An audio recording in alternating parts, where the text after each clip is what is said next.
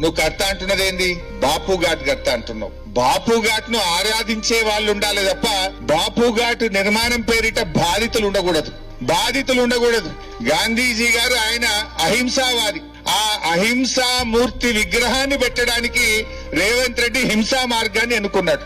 అహింసామూర్తి విగ్రహం పెట్టడానికి హింసా మార్గంలో బలవంతంగా మెడ మీద కత్తి పెట్టి మీరు ఇల్లు ఖాళీ చేస్తారా, కూల్చమంటారా అని మాట్లాడుతున్నాడు. రేవంత్ రెడ్డి దృష్టిలో ఈ ఎంపీఆర్ అంటే, ఈ అపార్ట్మెంట్ అంటే, ఒక ఇల్లు అంటే ఇటుకలు కావచ్చు. నువ్వు జేసీబీతో కూల్చే ఇటుకల్ని కూలుస్తున్నా నువ్వు అనుకోవచ్చు.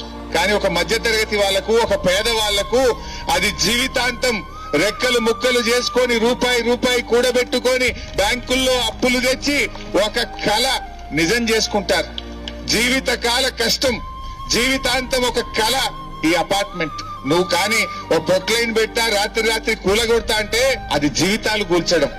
ఆ పిల్లలు కళ్ళల్లో నిద్ర లేకుండా, ఇవాళ కంటి మీద కునుకు లేకుండా పిల్లలు పరీక్షలు ఎట్లా రాస్తారు, అదే విధంగా తల్లిదండ్రులు ఎంత ఆందోళనలో ఉంటారో అర్థమవుతుంది. నీకేంది, నువ్వు జూబ్లీ హిల్స్ ప్యాలెస్ లో బాగానే ఉన్నావు, ఇంకో 100 కోట్లతో ఇంకో ప్యాలెస్ కట్టుకుంటున్నావు.